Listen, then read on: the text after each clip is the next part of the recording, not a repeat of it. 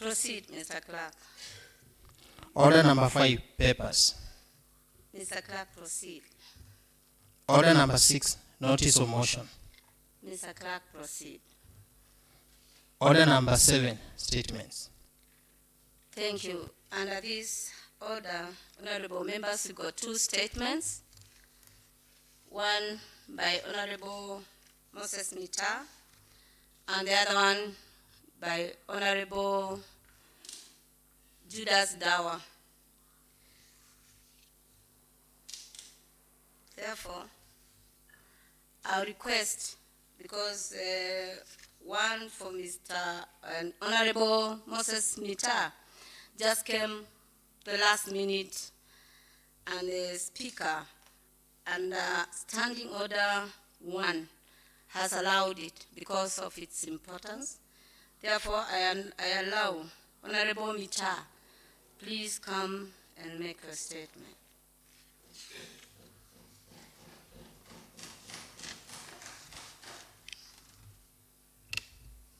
Thank you, Honorable Speaker.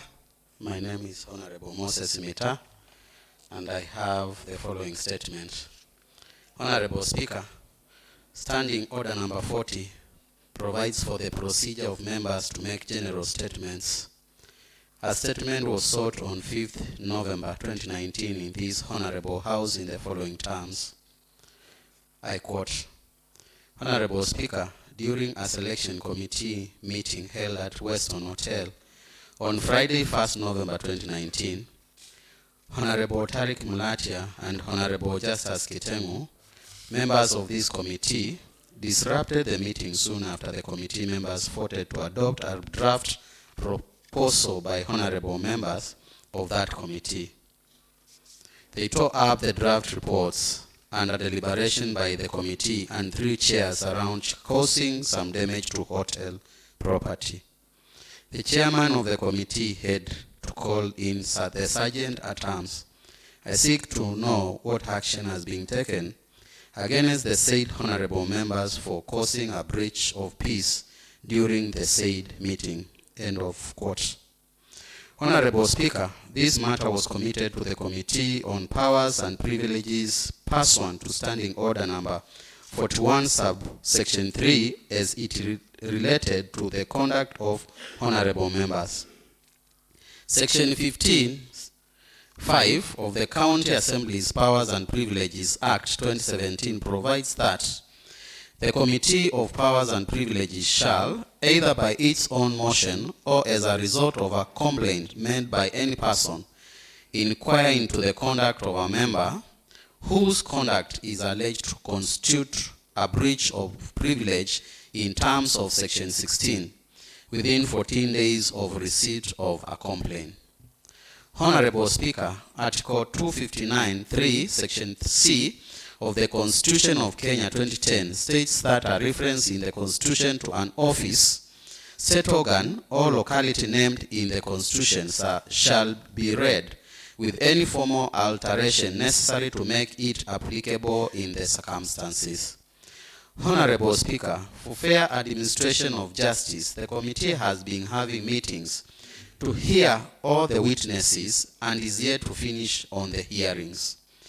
It is in the view of the above that I wish to seek for extension of 2 weeks to enable the committee finalize and report on the above task. Thank you, Honorable Speaker. Thank you, Honorable Moses Mita. And I grant your statement. The extension has been granted accordingly. After 14 days, then you can make your report. Thank you. The other statement, honorable members, will be made by Honorable Judas Dawa. Honorable Judas Dawa, please. Statement.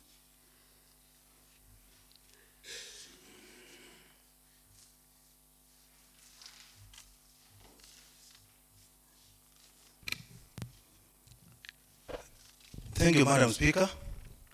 My name is Judas Dawa, representing the great people of Matu. Article 184, sub-article 1 of the Constitution of Kenya 2010 states that the national legislation shall provide for the governance and management of urban areas and cities, and shall in particular A, establish criteria for classifying areas as urban areas and cities. B, establish the principles of governance and management of urban areas and cities. And C, provide for participation by residents in the governance of urban areas and cities. On conferment of municipal status, Section 9 of the Urban and Cities Act number 13 of 2011 provides that the county governor may, on the resolution of the county assembly, confer the status of a municipality on a town that meets the criteria set out in subsection 3 by grant of a charter in the prescribed form. Section 9, subsection 3 of the Urban and Cities Act number 13 of 2011 provide that for a town to be conferred municipal status, it has to satisfy to have a population of between 70,000 and 249,000 residents. Acknowledging that amendment to the Urban Areas and Cities Act number 13 of 2011, Principal Act, were signed into law by His Excellency the President on March 12, 2019, reducing this number and stating that for an urban area to be classified as a municipality, it has to have a resident population of at least 50,000. And that if it has the capacity to provide the services listed in the first schedule of the Amendment Act. Such services including planning and development, control, water and sanitation, ambulance services, among others. Honorable Speaker, in the view of the above, and based on the recent results of the census exercise carried out on 24th August 2019 by the national government, I wish to seek statement from the county government on 1.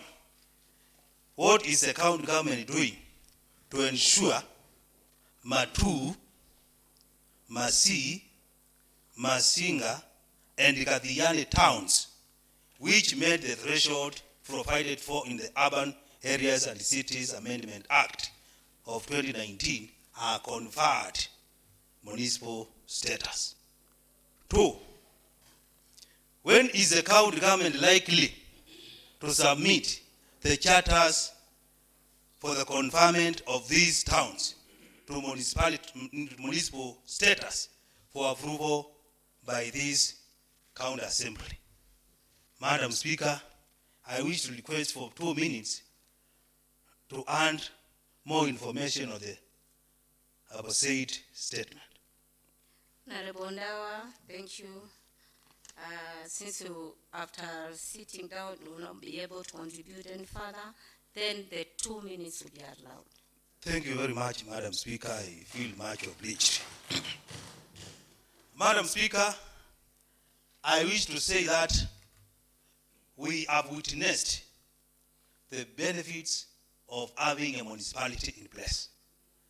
Madam Speaker, as we talk, we have the 3 municipalities. We have the Machakos, we have Mavoko, and we have Tala Kangun. We have seen the resources given to those municipalities to uplift the standards of those areas. Madam Speaker, these 4 towns mentioned in this statement also need to be given the same treatment. And that is why we are humbly requesting, since we have the numbers, our residents or our electorates turned up in large numbers to be counted during the census exercise. And they end their own objective. And one of the objectives is to have their towns be confirmed as municipalities. So, Madam Speaker, I humbly request that we be confirmed. The problems that are faced in Matu town can only be addressed by municipality, because the funds will be there, and I'm very sure the problems we have in Matu, we have in Masi, we have in Masinga and Kadiani will be addressed. Madam Speaker, one of the issues which is pushing us to the corner is the issue of storm drainage, storm water drainage that is urgently required in this town. Madam Speaker, these towns do not have sewer line. The plot owners or the landlords, they are supposed to confine the liquid waste within their premises. I believe each tenant, each landlord has a small soak pit where they direct the liquid waste to.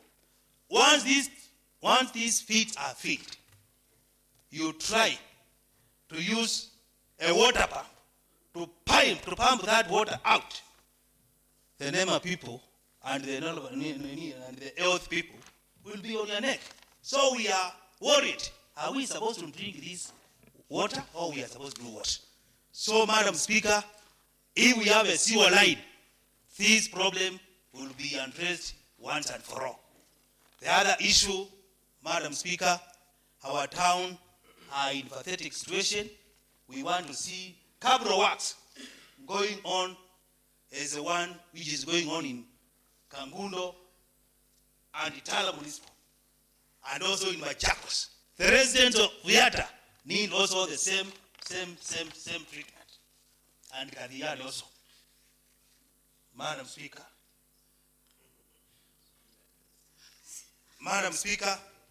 I don't want to take much of your time, and because I can see other honorable members want to also respond on the same. We are requesting humbly.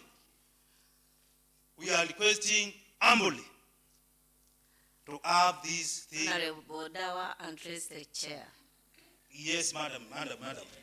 I'm humbly requesting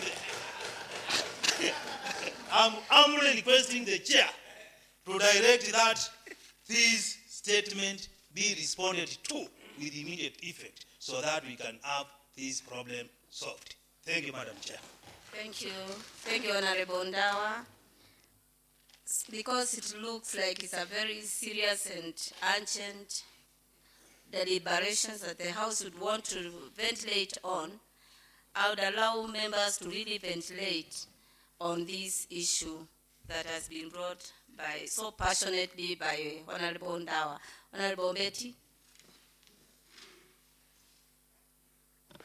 Thank you, Madam Speaker. I'm Honorable Betty, representing the great people of Masi. Madam Speaker, I can say that today is the day that the Lord has made for MACHAKOS, for Masi Ward and Mwala Sub-County as a whole. Madam Speaker, I know you come from my place, which is Masi. You are aware of the pathetic situation that is within Masi town. And Masi has been growing so fast. Madam Speaker, I want to state that if we get these municipalities, Madam Speaker, we are going to enjoy a restructural markets and also sewerage system. As you know that Masi Ward and even Masi town, being a big town, they don't have a sewer system. Madam Speaker, when you go to Mama Boga's markets, they normally sell their vegetables on the soil. When it is raining, it is pathetic, whereby even you as a person, even I, you cannot be able to walk around and shop the vegetables. Madam Speaker, I want to request, because this is something that is going to help our people, Mwala Sub-County as a whole, and the people of Masi to enjoy the way I normally see the people of Kangundo Central enjoying the opportunity to have this municipality. So, Madam Speaker, I would request at least you can give direction less than 1 week for them to come and approve us and allow us that Masi can enjoy these municipality charters. Thank you, Madam Speaker. Thank you. Thank you, Honorable Mbeti. Honorable Dominic. Thank you, Honorable Speaker. My name is Honorable Dominic Nabuki, representing Kathiani Central Ward. Honorable Speaker, I first stand to thank Honorable Judas Ndawa for bringing this statement before the House for us to discuss about how to elevate some of these towns that are growing very fast in our county to join other towns that have already been conferred with the charter status and municipality status, sorry, Madam Speaker.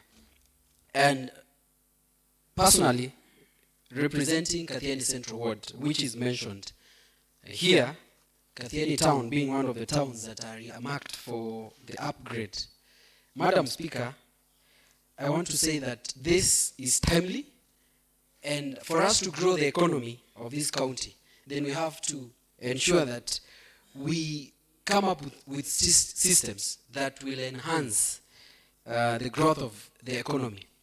When we put up streetlights along these towns, when we control stormwater by coming up with proper drainages, Honorable Speaker, when we control dust by putting up cabros, then we will be promoting investor confidence in these towns. And by so doing, we'll be pulling investors to come from other towns and invest in our towns. And by so doing, Madam Speaker, the value of property in these towns will be going up. And this means then monies in the pockets of our people will double, if not triple. And again, Madam Speaker, we will be creating job opportunities for our youths who are unemployed. Thank you, Honorable Speaker. Thank you, Honorable Dominic. Honorable Mudetheni, member for Mudetheni.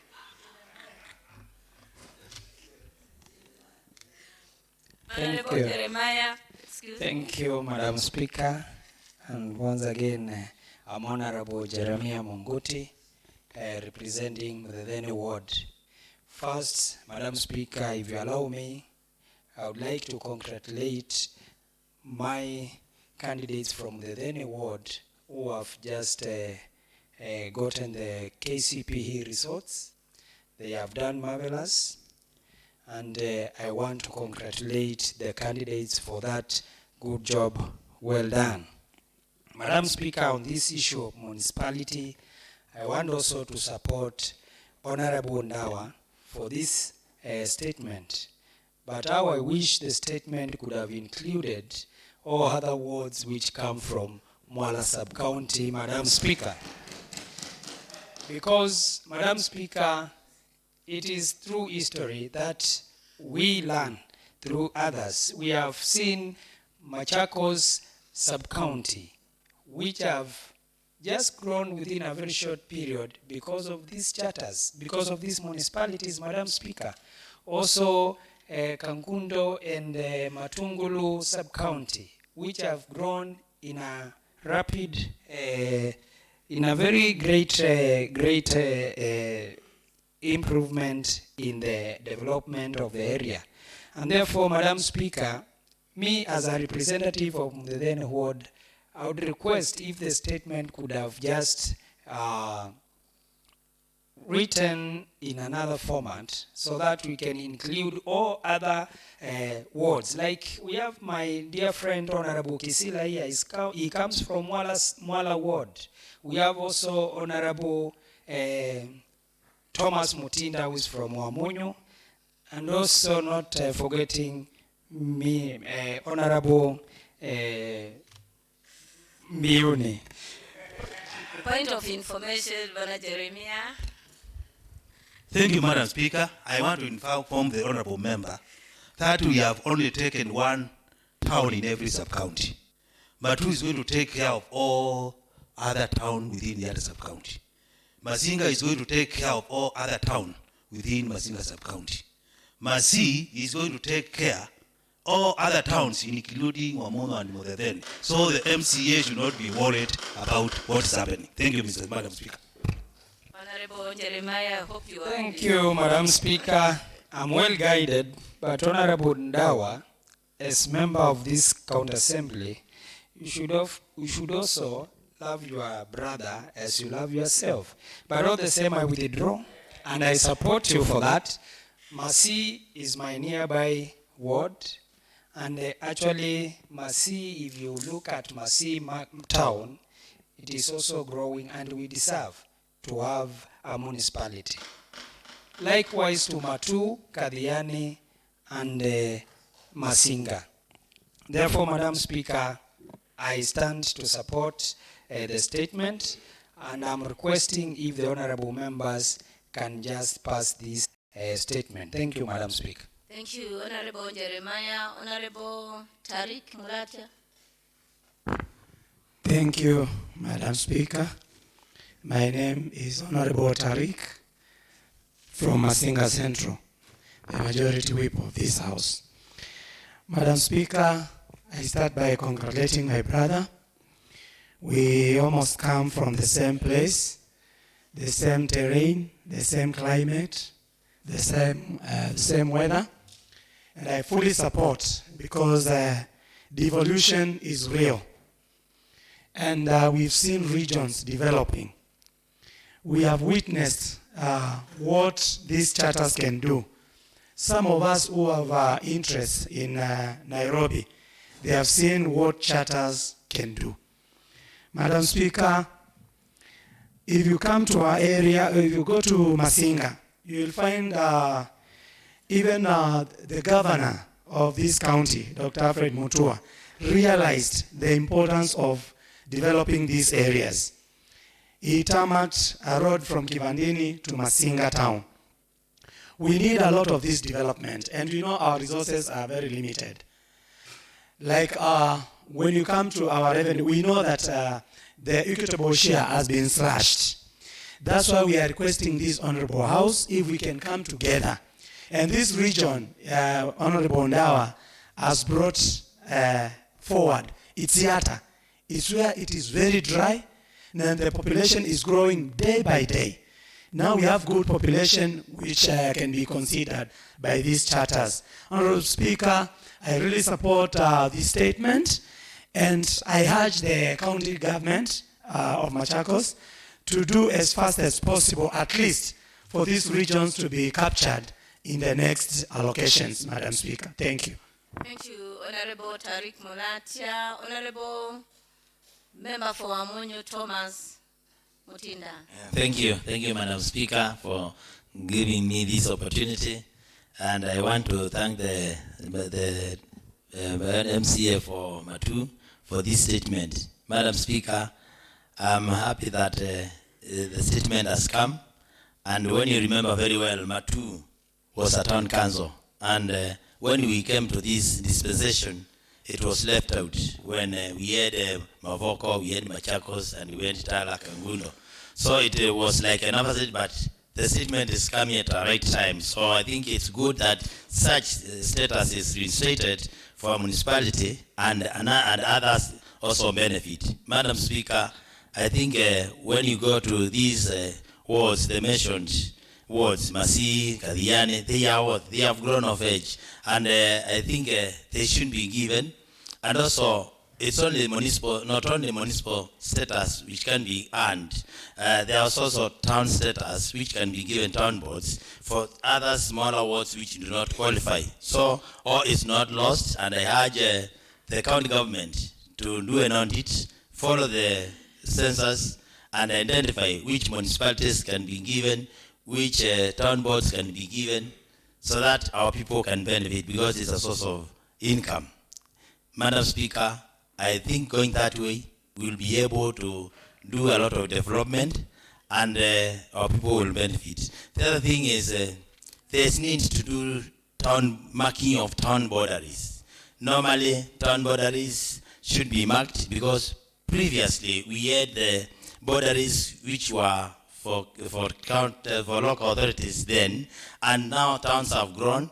Other people neighboring the towns have sold their land, and it's important that such boundaries are done and planning is done so that it's easy for development to be given to people. So, Madam Speaker, I say I support, and it's the high time the county government moved with speed and identified all those municipalities and any other which can benefit as town boards so that our people can benefit. Thank you, Madam Speaker. Thank you, Honorable Mutinda. Honorable Brian Kisila.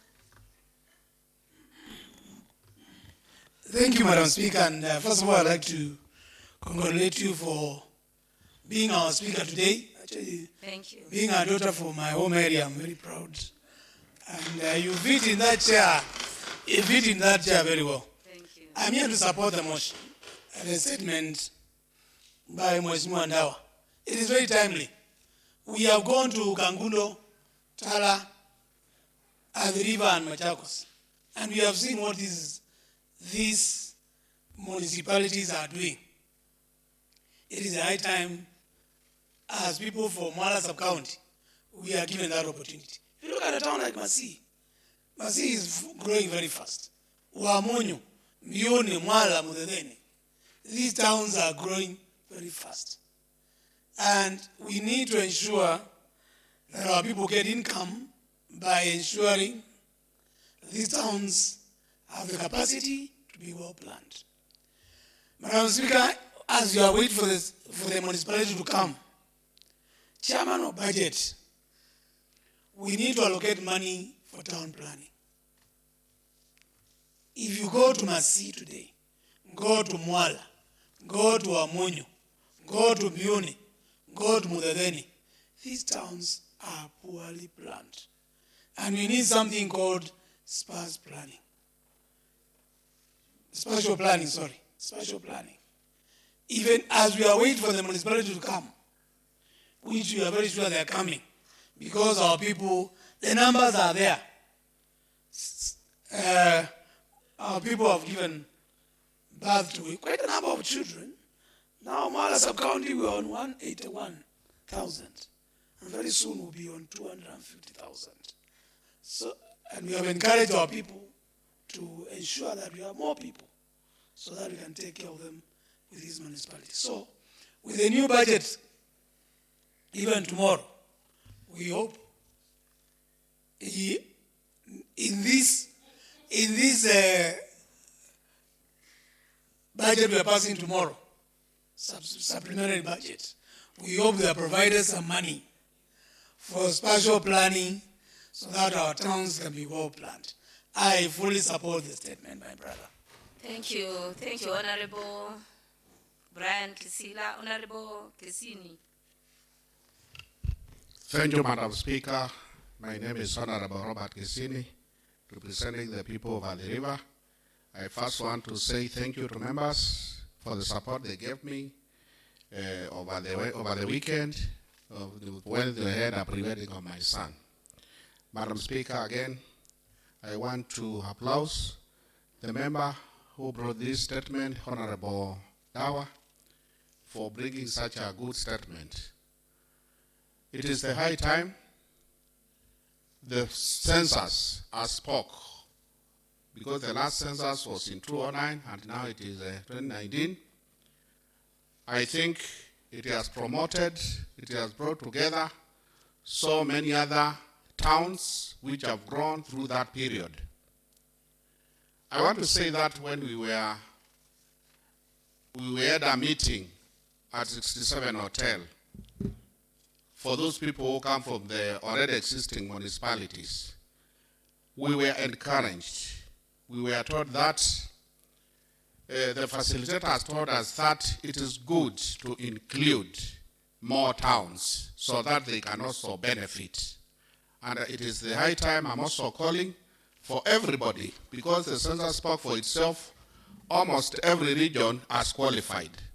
So we are saying it is the high time now the county government does the planning, as honorable members have said, a quick planning, and then we approve, we bring these towns to our municipal status, to town status, even to urbans we were told they can qualify, so that everybody can qualify. It is much welcomed, it is timely, it is the only way benefit can go direct to Manainji, it is the only way towns can be promoted to a good status. So it is my request that this comes, or this is done immediately, so that we can see the whole town developing. Thank you, Madam Speaker. Thank you, Honorable Kisini. Honorable Stephen. Thank you, Madam Speaker. I'm Stephen Mwande, representing the great people of Kalakale Katini Ward. Madam Speaker, as you can hear, my voice is not so good. I'm sorry for that, but I will give my contributions towards the statement. Madam Speaker, I think it's a good statement that has come during the right time, because as you can see, it's now the starting of the year, and it's just some months, 4 months back, when we had census, we did a lot of work sensitizing our people to make sure that they are coded. And now that those sub-counties have now, or those urban centers have now qualified to be included in the charter, Madam Speaker, I think it's the high time that the executive moves fast to bring, to prepare those charters, so that we may also benefit, those other urban centers can benefit, especially in the areas of drainage and even street lighting, as other areas have been doing. Thank you, Madam Speaker. Thank you, Honorable Stephen. Honorable members, I have seen you with a lot of passion for it, and that's why we have allowed so many members, honorable members, to participate. And now, we refer this matter to the County Secretary for Action by the Governor. Response to the statement to be brought to the House within 14 days. That is on or before that of December 2019. Thank you, honorable members. Honorable members, the office has yet gotten another statement that looks also urgent, and I will allow it. A statement by Honorable Betty Nzioki. Honorable Betty Nzioki, please proceed. Thank you, Madam Speaker. I'm Honorable Betty Nzioki, representing the great people of Masi. Honorable Speaker, Article 42A of the Constitution provides that every person has a right to clean and healthy environment, which includes the right to have the environment protected for the benefit of the present and future generation through legislative and other measures, particularly those contemplated in Article 69. Article 69 1B of the Constitution further provides that the state shall work to achieve and maintain a tree cover of at least 10% of the land area of Kenya. In addition, the fourth schedule, part 2 of the Constitution of Kenya bestowed counties in the function of implementation of specific national government policies and natural resources and environmental conservation, including soil and water conservation and forestry. Honorable Speaker, pursuant these provisions of the Constitution in Standing Order number 41-2, I wish to seek a statement from the Department of Environment and Natural Resources on what measures it has taken to reforest Uni Forest in Masi Ward, which had been destroyed by charcoal burners. Thank you, Madam Speaker. Thank you, Honorable Betty. I'll commit the statement to the Committee on Environment. Thank you, honorable members. Now, clerk, please proceed. Order number 8, the Machakos County Supplementary Appropriation Bill.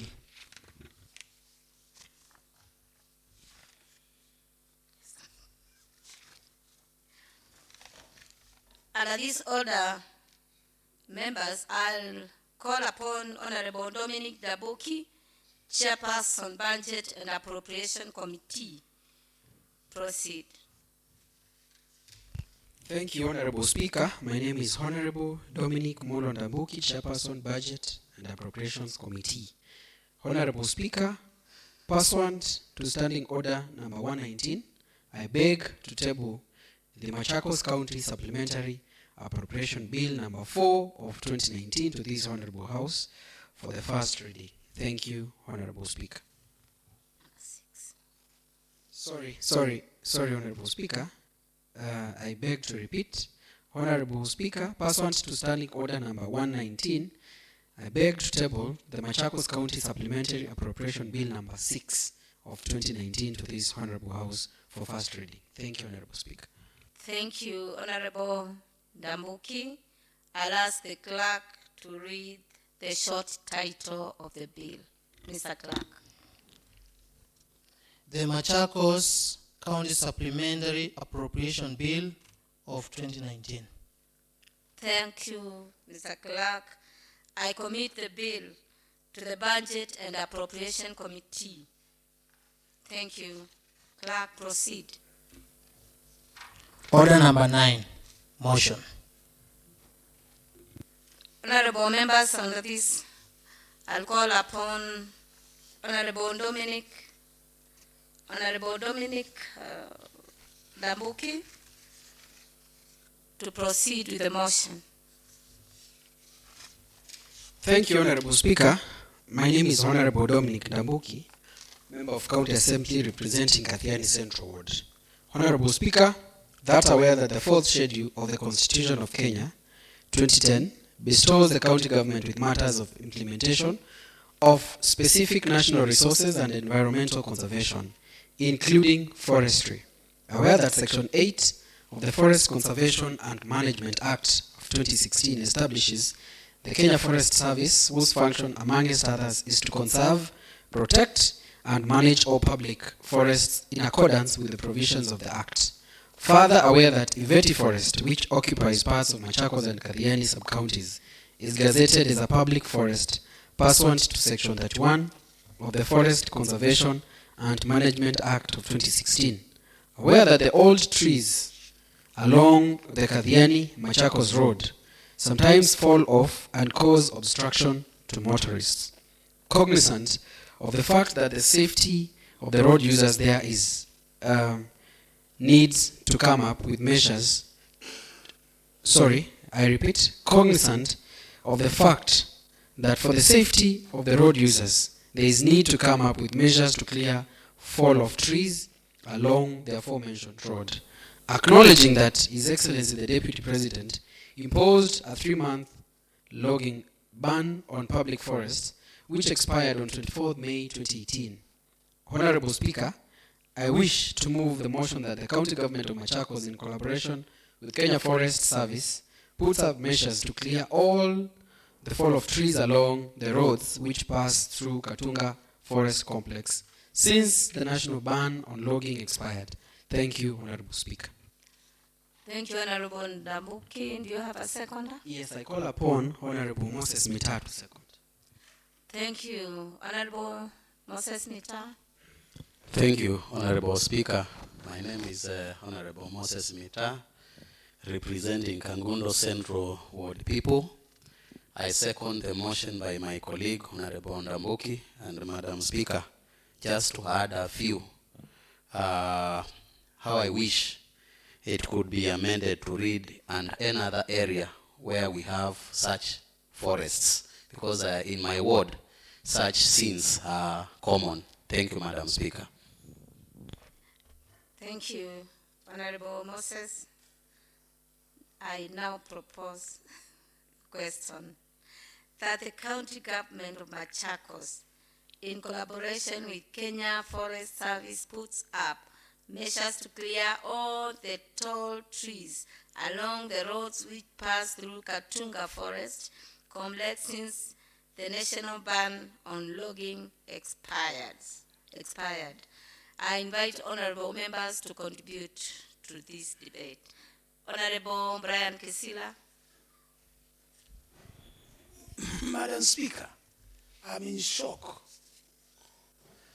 I'm in shock because we don't even have 1% forest cover in our county. And one of the reasons why it is not raining, in fact, in Mwala, is because most of the trees in the mountains like Kakathiani are being cut. Point of information, Madam Speaker. First of all, When Honorable Kisila, please let Honorable Ndambuki inform you. Thank you, Honorable Speaker. I wish to inform my colleague, Honorable Kisila, that we are not clearing forests. They are full of trees that block roads. When it rains, a majority of the trees that are planted within the Iveti Forest Complex are cypress trees that do not have tap roots. And when it rains, the soil gets loose and they fall off. They block roads. So we are not logging. When such occurrences happen, the Kenya Forest Service has hard times clearing trees, and road users are forced to use alternative routes as they clear roads, which might take even a month, Honorable Speaker. Thank you. Honorable Brian Kisila, please proceed. Madam Speaker, I stand informed. But that does not change my position. Let me give you a very good example of sand harvesting in Mwala. We started like a joke when they said the rivers are full. And we allowed one truck, we allowed one wheelbarrow. And tomorrow, rivers had no sand. We are opening a can of worms here. And it will be very dangerous. And it will be very serious. And it will be very impossible to be able to control if a tree is near a road or a tree is inside the forest. We cannot,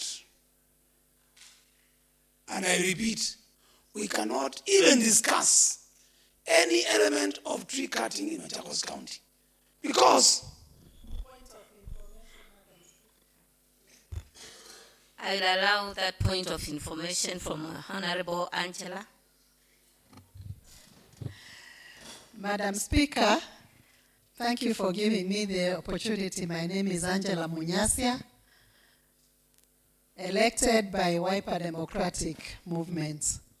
Madam Speaker, I would like to reiterate to the honorable member on the floor that the honorable member for Kadhiani said the trees that have fallen off and are blocking the roads are the ones being eliminated. So that does not give a chance of anybody cutting a tree, because when a tree falls off and it's blocking the road, Madam Speaker, it will be impossible for any vehicle to pass. I've been to Kadhiani and I've experienced that trees will fall off because that forest is very thick and very old. So when like now, when it rains, trees are likely to fall off.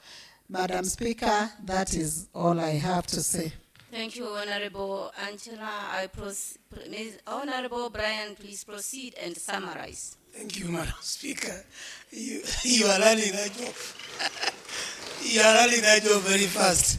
Madam Speaker, that information does not change my position. Let the county come up with a detailed emergency road clearance emergency team. If a tree falls within 10 minutes, let it be cleared. But we cannot give a blanket statement here in this house to clear any forest in this county. That is setting a very serious precedence. Madam Speaker, on Saturday, I was in my ward planting over 500 trees. And this week, Madam Mheshimiwa Betty is also helping me plant additional 5,000 trees in my ward. We are in their need. We should not even be talking about any cutting of any tree. We should be talking about how, as an assembly, we should be pumping money in nurseries. Do you know, Madam Speaker, Masi, we constructed a stadium. We had a very big forest there. Do you know today, the nursery in Masi has died because we played around with that water. Some of these things, we take them like a joke, but they end up wiping an entire... Point of order, Madam Speaker. I don't want the information, Madam Speaker. I want to finish. Point of I want to order, finish by Madam saying Speaker. this. I want to finish by saying this, Madam Speaker. Let me make this judgment. Let the member continue and submit. Then we are going to debate further. I will allow everybody to blow his mind. Thank you, Madam Speaker. Thank you for that protection. Instead of talking about cutting one tree, we should be talking about planting trees. That tree you think you give leeway for people to cut might be what will turn this county into a desert. I belong to the Environment Committee, and as a member of that committee, I stand here to say categorically, I will never support anyone even thinking of cutting one tree. Even if, in fact, let me tell you, Madam Speaker, we should come up with a policy now. In my ward, I have come up with a policy. Before you cut a tree which is 10 years old, you must seek permission from the assistant chief, even if it is in your own shamba. That's the only way we can become serious with this conservation exercise. I am very emotional with this, and I stand to oppose that motion. Thank you, Honorable Brian Kisila. Members, continue to debate because I think this is very important. It's a matter of county importance. Honorable Ndawa. Thank you, Madam Speaker. My name is Judas Bilindawa, again representing the people of Matu, great people of Matu. Madam Speaker, the motion before this House is not clear. We are not sure whether the motion is brought in utmost good faith. We need to be very clear, Madam Speaker, because there is what we call wildlife and forest policy, which says we learn to protect the nature. These trees are part of nature. Madam Speaker, the honorable member who was tabled the motion before the House is number one in Kathiani. I'm saying number one because there were many when they were contesting to be elected as the MCA. So we believe what he's doing it on behalf of the electorate. But now the question is, are we assured if we consent, other people with different motives will not utilize the opportunity to clear the entire forest? Madam Speaker, the moment we say go and cut it too, you will find power source crying into that particular forest, and we may end up losing the entire forest. Madam Speaker, when we consent this, you will get even people from other counties coming to assist us to destroy our own nature. So, Madam Speaker, I would suggest that before we consent, we send the Environment Committee to the site and expect a report from that particular committee so that we can be able to be sure of what we are going to consent. Thank you, Madam Speaker. Thank you, Honorable Ndawa. Honorable Agatha Mutunga. Thank you, Madam Speaker. I'm Honorable Agatha. But before I contribute to the motion, I have an opinion. Madam Speaker, my complaint is on these seats when they are sitting here and they want to go to the Madam Speaker seat. They are not standing on the center, but they are doing it.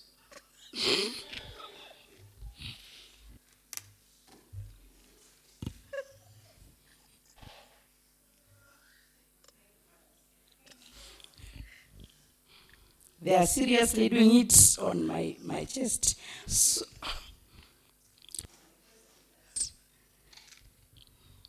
you want them. Okay. Honorable Agatha, please make your point clear.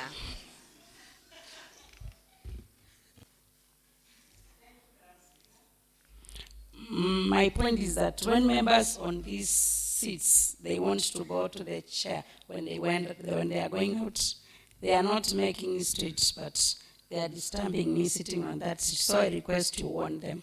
So they do it at the middle of the carpet, not on my chest. I want now to contribute to the motion. Nature is very unforgiving.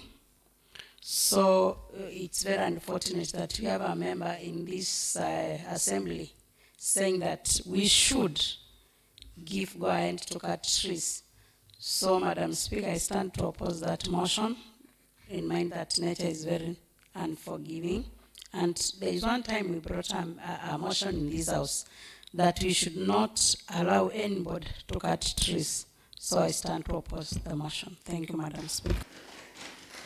Honorable Agatha, thank you. Honorable members, when you're bowing, I think she means you stand in the middle, bow, and move out before, and you don't stand in the side. And I think courtesy calls for such a action to be done in a not before someone, but when you have no. Okay, that was by the way, because she requested the chair to comment. Honorable Moses Mita. Thank you, Honorable Speaker. Again, I'm on my feet. I think, Honorable Speaker, there is a bit which is not clear to honorable members. Honorable Speaker, we are all against logging. And Honorable Speaker, we come from zones with different terrains.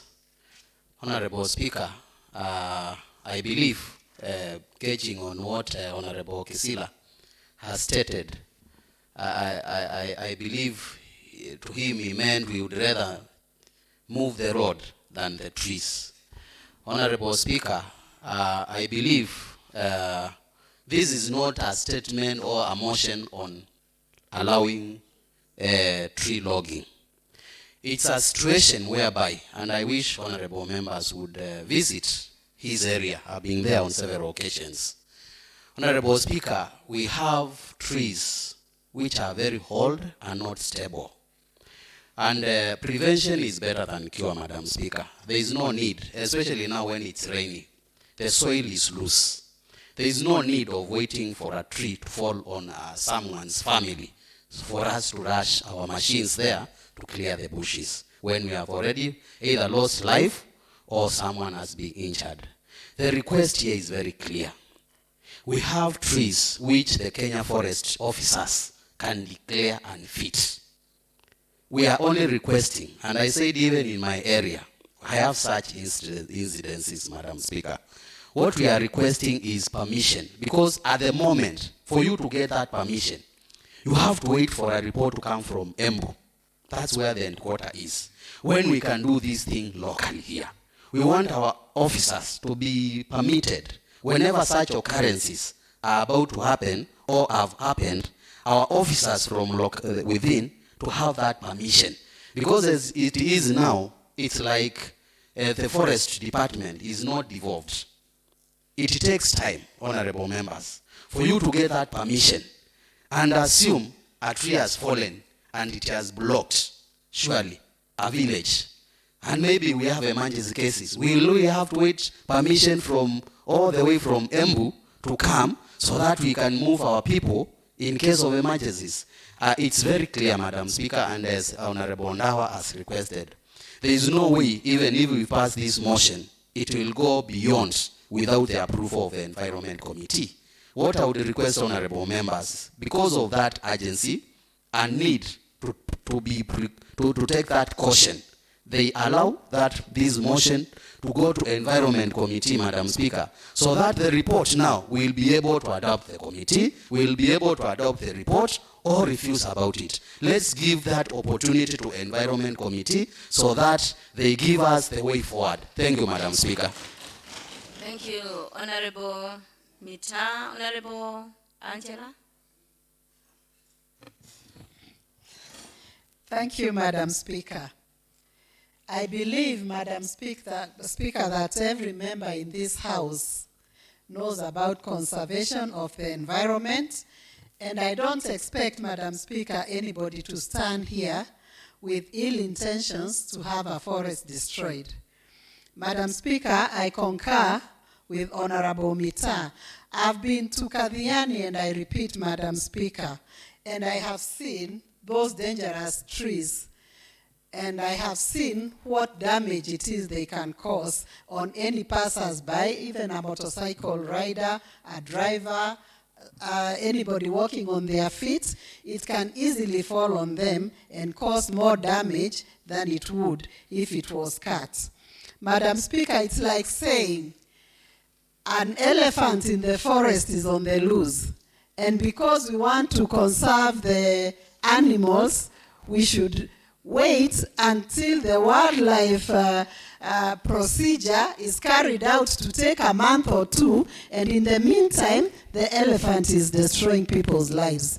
Madam Speaker, I beg to ask the honorable members to consider that this is not a request to destroy a forest. Kadhiani has one of the best forests in this county, and I don't expect anybody to want it to be destroyed. So, Madam Speaker, I concur with Honorable Mita that the statement be committed to a committee, a survey be carried out, and a report brought to the House for approval. Thank you, Madam Speaker. Thank you, Honorable Angela. Honorable Alice Nsioka.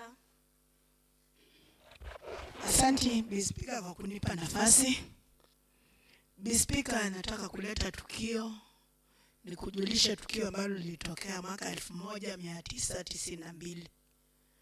Kulikuwa ni wakati wa uchaguzi, na niliweza kwenda Kadhiani, lakini njiani hatukuweza kuvuka.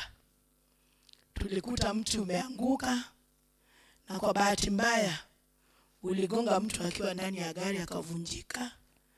Hata mpaka wakati huu amekuwa mlemavu. Bi Speaker, ukitembea wale ambao wanajua sehemu ya Kadhiani, kuna miti ambayo ni ya miaka mingi. Utasikia msemo unasemwa, Wakamba wanasema, kama utanikubalia niseme, kwamba miti muonza. Bi Speaker, ukiangalia hiyo miti ambayo inasemekana, ni mti ambao una umri zaidi ya miaka 30. Bi Speaker, ukiangalia mchanga sehemu ya Kadhiani, ni mchanga ambao wakati kwa mvua unakuwa na unyevu mwingi. Na sababu ya mti kuwa na miaka mingi, umri mkubwa, mti unalegeza mchanga.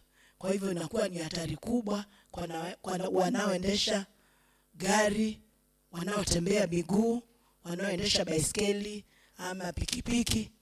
Kwa hivyo Bi Speaker, itakuwa ni jambo la busara kukinga jambo kabla halijatokea. Bi Speaker, sisi kama wabunge tunajua kwamba miti inaleta mvua katika sehemu yetu, na hakuna vile ambavyo itawezekana mtu apawe nafasi ya kwenda kukata miti. Jambo hili kama litawezekana, Bi Speaker, lipelekwa kwa kamati ya mazingira ili watembee kuona hiyo miti ambayo inaweza kuhatarisha. Bi Speaker, kupoteza uhai wa mtu mmoja ni jambo ambalo sio nzuri kwetu, na ni kitu ambayo tunaweza kinga. Kwa hivyo Bi Speaker, naunga mkono kusema kwamba hiyo miti ambayo imekomaa, ambayo inaweza leta hatari, kuwe na mwongozo na mpangilio vile ambavyo itaondolewa. Asante Bi Speaker. Thank you. Thank you, Honorable Alice. Honorable Cosmas Masesi. Thank you, Madam Speaker. My name is Cosmas Masisi, Madam Speaker, the Honorable Member Matungulu Eastward. Madam Speaker, I would like to support the motion fully by the area member to this county assembly. Madam Speaker, it's very true, we represent the people. And Madam Speaker, is of great importance to be proactive. Madam Speaker, if I remember very well, sometimes back, just within along Jogoro, Nairobi, next to country bus, it was a rainy season and a lot of trees which were along the road fall on vehicles, bus, Kenya bus. I want to be very clear. Kenya bus and caused deaths of many people. Madam Speaker, when I look at the motion, the member is very clear. Is along the road, not just anywhere within the forest. Madam Speaker, here we are talking issues to do with life, and I want to believe our lives come first, Madam Speaker, even before the environment. Madam Speaker, I would like to support the sentiments of the Honorable Mita that let this motion, Madam Speaker, be given to the committee, Madam Speaker, on environment, make the necessary inquiries and go on the field, bring the report back to this House, Madam Speaker, and then we'll make our recommendations as per the report, Madam Speaker, because I want to believe matters to do with life, Madam Speaker, they must be given priority. Otherwise, Madam Speaker, I support the motion fully. Thank you. Thank you, Honorable Cosmas Masesi. Honorable Betty. Thank you, Madam Speaker. Again, I'm Honorable Betty, representing the great people of Masai. Madam Speaker, I want to just give my contribution positively and negatively. Madam Speaker, first and foremost, I want to echo the words that have been given by Honorable Kisila. Madam Speaker, as we are an example from our wards that we are being affected because of not conserving the environment. Madam Speaker, as much as I feel for the Honorable Member from Kadhiani, I want to say that it is good that we come up, or the county government of Machakos comes up with a policy on the issue and the process of handling such matters. Simply because, Madam Speaker, if we give a leeway to everybody, in case of any road, any tree that is beside the road to be cut down, that it means that everybody will do it, Madam Speaker. So as much as we feel for the Honorable Member, I think it is good for us, and even the Environmental Committee, to come up with a bill that is giving us the direction and measures on how we should be handling such matters. So, as an Honorable Member from Masi, I know what it means by not conserving the environment. I cannot support someone to come and cut down the trees, because in Masi specifically, at that Uuni, that is a public forest, Madam Speaker, it has been cut down completely, and we are lacking rains. So, Madam Speaker, I want to say that let us come up with a bill that can take the measures for us to address such issues. So, Madam Speaker, for me, I cannot support cutting down of trees, because we are supposed to fight for the environment and conserve the environment as well. Thank you, Madam Speaker. Thank you, Honorable Betty. Honorable Musau. Thank you, Madam Speaker. Honorable Joseph Wambua Musau, representing the great people of Buni. Madam Speaker, Buni Ward is one of the wards adversely affected by deforestation, Madam Speaker. And we know the dangers associated with the deforestation, Madam Speaker. But, Madam Speaker, in the same concept, we cannot let trees be so precarious to our people, to our motorists, to our pedestrians in the in the notion of we should conserve forests. Yes, we should conserve them. But should we allow the trees to pose dangers to our people? No, Madam Speaker, no. We are all here motorists. We know the dangers associated with logs of trees falling on the road, Madam Speaker. And the motion is very clear. The trees along that road, Madam Speaker. Let's be realistic. If we find one tree right now falling on the road, shall we come here for a bill?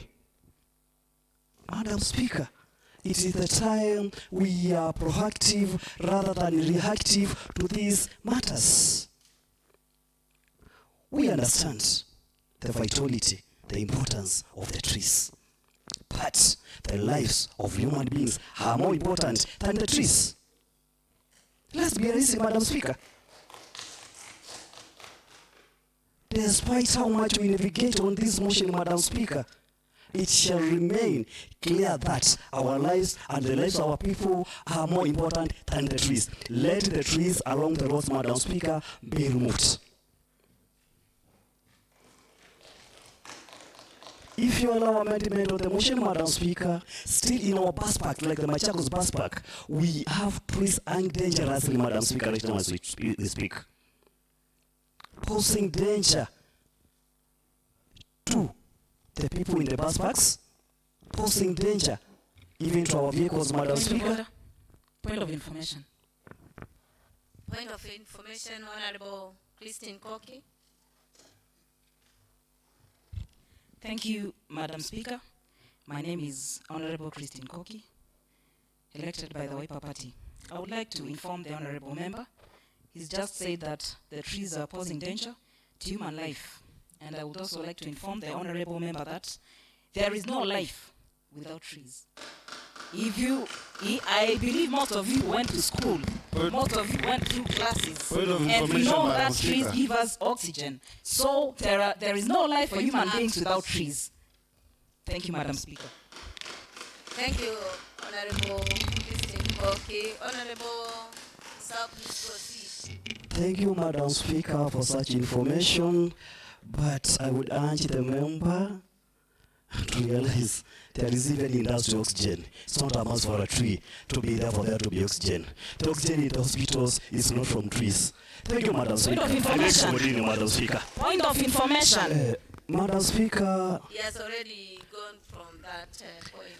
I still stand my ground that, Madam Speaker, we cannot allow a tree to pose danger, a tree to fall on the road in the name that it is going to give us oxygen.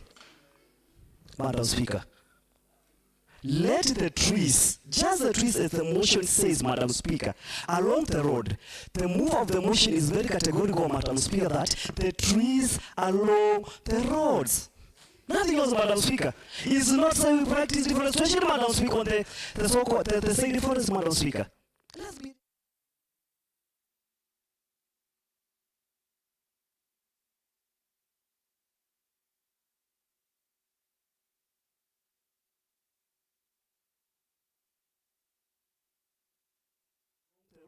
to pose danger to the residents of Machakos County, Madam Speaker. I rest my case, Madam Speaker. Thank you, Honorable Musau. You're really passionate about it. Okay, thank you. Karibu, Mr. Honorable Minority. Thank you very much, Madam Speaker. Once again, I congratulate you to be where you are. Madam Speaker, as an old man, I've just gone through this report, Madam Speaker, and on a very sincere note, we should be realistic. Realistic in what sense? We are being dictated by the ground. We are being dictated by this report that there are tall trees, old trees, along the Kadhiani Machakos Road, which sometimes, Madam Speaker, they fall off and cause obstruction to motorists. Let him contribute. Let him contribute.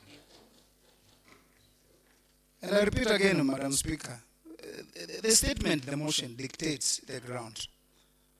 And again, we should also be able to believe our honorable member, who is the member for that area, a member who has a lot of concerns about his electorate. Because, Madam Speaker, I'm just comparing a life of a forest and a life of an electorate. Property of an electorate, that is in a sense that maybe somebody is driving and a tree happens to fall on his car, on a bus, where it is carrying lives of people. And Madam Speaker, listening to my honorable members, I concur with very good statement that they have already made some observation. Yes, they are saying that a committee for environment should go check what is happening. But I believe this statement by the Honorable Speaker has already identified that there are all the trees there. And they are causing danger to the motorists, they are causing danger to the members. And we are talking about safety of the people. What are we saying?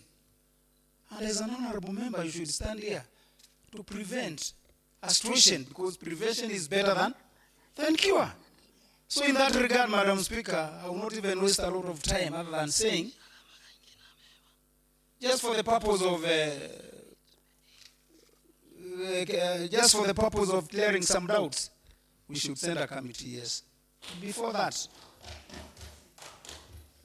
I believe with my young brother, Honorable Dominic, that the statement he has brought here, the motion he has brought here, he not even making a research. He's a member, he's an honorable member who comes from that place, so he knows the area better than us. So it is on that sake, Madam Speaker, that I would say we support this motion, because there are trees we have trees, Madam Speaker, that have been identified. One, they are old, and they have been seen to be falling down. So they can fall on the lives of members, of the people there. And again, Madam Speaker, us that who are living, who are moving, who are walking, we can be able to replant trees. We are the people who planted the trees. So what are we talking about? That the tree should be conserved. Yeah, we agree with the provision of tree conservation. But again, now which is more important? Losing a life of an electorate, a person who can plant those trees, or just saying, okay, because we want to preserve trees, let's wait for people to die because of, the trees are falling on them. I think we are not being realistic. And as an old member of this house, as a parent, I would say my people should be prevented. Thank you, Madam Speaker. Thank you. Thank you. Thank you. Honorable Minority Leader, Honorable Stephen. Thank you, Madam Speaker. Once again, I'm Stephen Mwande, representing the great people of Kalakale Katini Ward. Madam Speaker, I think the motion at hand, to some extent, it's not called for. It is not called for because we already have forests bylaws, and we also have roads bylaws or acts that we should first follow before doing or whatever we are doing. Madam Speaker, I want to understand that wherever there is a road, there is that area that is given. So what we need to know is how far, if the trees are the ones on the road, honestly, they should give way for the road. If the road is the one, which I believe cannot be the case, if the road is the one which is passing in the forest, which I don't believe can happen, then it will be vice versa. So to me, I think there is no way that we can have both the laws contradicting themselves. So to me, I want to believe that the trees should leave the road for the road to pass. Madam Speaker, I'm a victim of that same problem. Sometimes back, I was going to Uganda. There is a forest called Imafira Forest. It was at night, and it was raining. and a tree fell, just the way we are saying it's a big forest, that ends similar issues like the ones we are handling today. And Madam Speaker, I think it's by God's grace that I'm still in this assembly, because we were almost dying. So when we say the trees just to be there, it means maybe I couldn't be here if it was not by God's grace. So Madam Speaker, my feeling is that the trees should live. It doesn't mean that will not mean that we are not conserving the environment. We need to conserve the environment, but at least there should be that respect of the trees and the road, Madam Speaker. You know, Madam Speaker, we are living in a country whereby if an elephant dies, its compensation is more, even it's more than when the elephant kills a person. And it's unfortunate when we are doing or we have such like things, Madam Speaker. So my expectation is let the forest respect the road and things will be okay. We can still plant more and more plants and trees in other areas. Thank you, Madam Speaker. Thank you. May I call the mover to reply?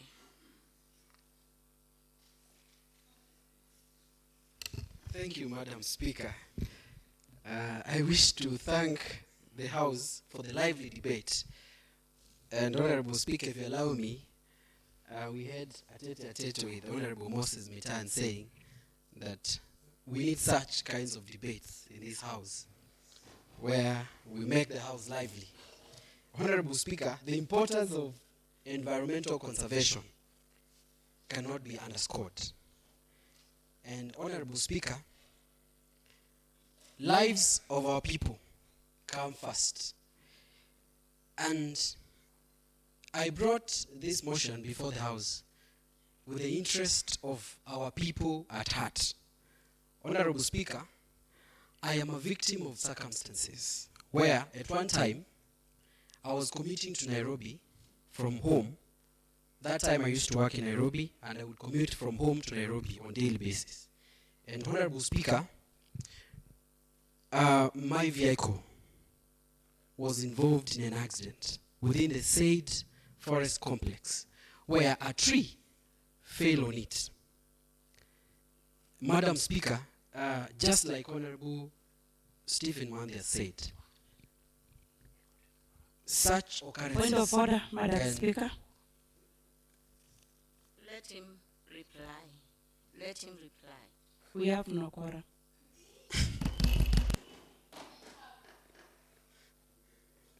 Honorable Speaker, such occurrences are life-threatening, and since lives matter most, Honorable Speaker,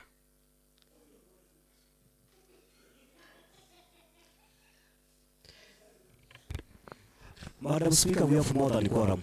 Let him the reply. motion, I said let him reply. the motion at hand is very clear that, Madam Speaker, we are not advocating for forest clearance. Madam Speaker, what the motion seeks is clearance of fall-off trees. Honorable Speaker, if we were to take a walk to Katunga Forest Complex right now, you would find some sections of the roads that are blocked. Others are partially open, meaning that not all vehicles can be able to pass through such roads. Madam Speaker, being a representative of my people, I have seen them suffer. People waking up early to come to Machakos, people going to work in Nairobi, and they are forced to take alternative routes through Kangundo Road, other than just joining Kathiani Mumbuni Road. And Madam Speaker, they end up losing time. Think of the dangers that I have mentioned before. Therefore, Madam Speaker, as I conclude, I wish to inform the House of some of the measures that, as residents, we have taken. That we have been to Kenya Forest Services offices located at Mumbuni, where the officers there have said that their hands are tied. In the event that a tree falls on the road, they have to make calls to Embu regional offices where they are given permission to clear that road. Madam Speaker, it might even take 2 days before that tree is cleared. Just count the man-hours lost, count the fuel that is consumed by vehicles taking alternative routes. Madam Speaker, just count the losses that have been incurred. Imagine if it were an emergency, just like Honorable Joseph Musau has alluded before me. Therefore, Madam Speaker, it is my prayer that as the House seeks to support the people of Kadhiani and those living around the Iveti Forest Complex, to conserve environment, but also look at ways of mitigating against any loss of life or loss of property. It's my prayer that the relevant committee or committees will move with speed and ensure that our people get what they deserve. Thank you, Honorable Speaker. Thank you. Thank you, Honorable Dominic. Mr. Clerk, please confirm quorum.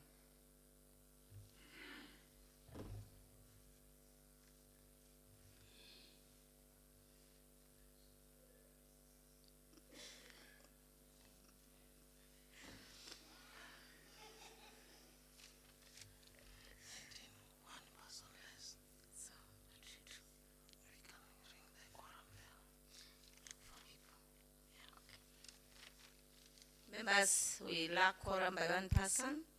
Therefore, Sergeant, please ring the bell for quorum.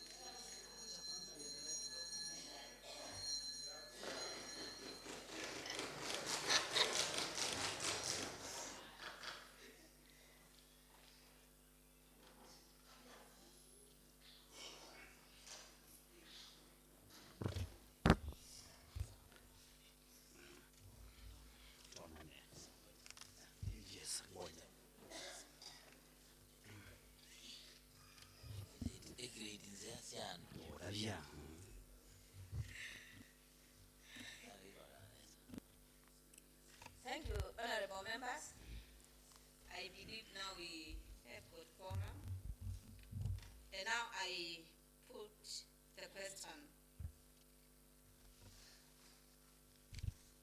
that the county government of Machakos, in collaboration with Kenya Forest Service, puts up measures to clear all the tall trees along the road which pass through the Tunga Forest complex since the national ban on logging expired. As many as are of the opinion say ayes. Ayes. As many as of the contrary opinion say nay. Nay. Ayes are.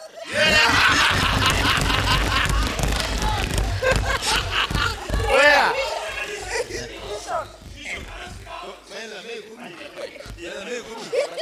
The house is on vision. There must be at least 5, Madam Speaker. They are not even 5. The division should be called by 10 members, Madam Speaker. These are not 10. Order members, order members. Now,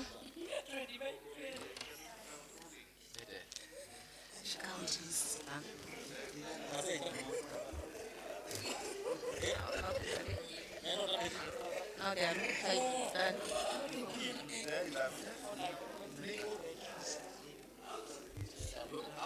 honorable members, I gather there are no more 5 or more members standing. Therefore, I can only see Honorable Brian standing for division, which Madam Speaker, go to one for division, eh? standing order 68B says this: if on a question other than a question or procedure, 5 or more members rise in their places to support the member claiming the role on call for division. Therefore, I can clerk ascertain whether there are 5 or more standing.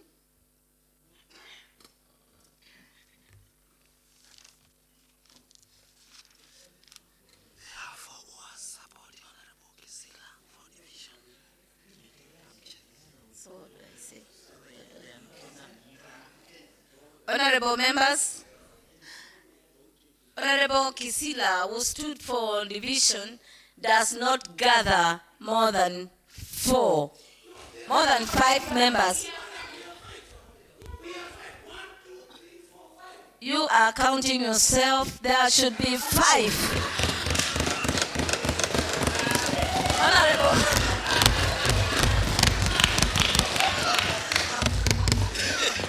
Honorable members.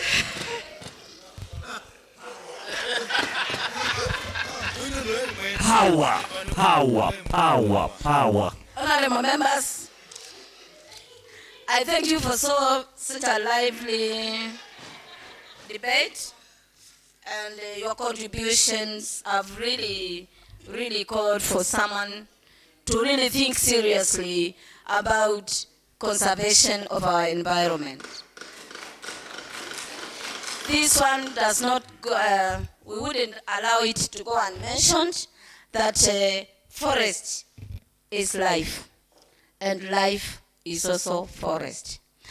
But there are things that really matter, and things that really matter more is life. Therefore, this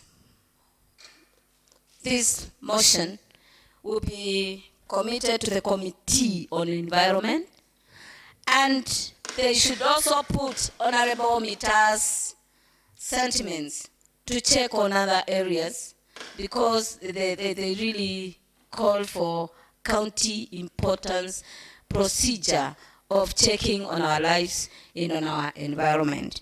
Therefore, I'm sure our able environment committee will go to every detail and every aspect, because this is a very important motion that you have debated today. Therefore, honorable members, I really thank you, and I appreciate your serious contribution, and therefore I pray that next time we sit here, we're going to do the same. May God bless you. I declare.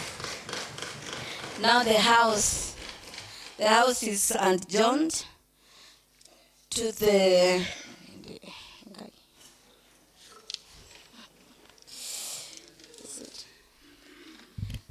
The House is adjourned to Wednesday, the 20th day of November 2019 at 10 a.m.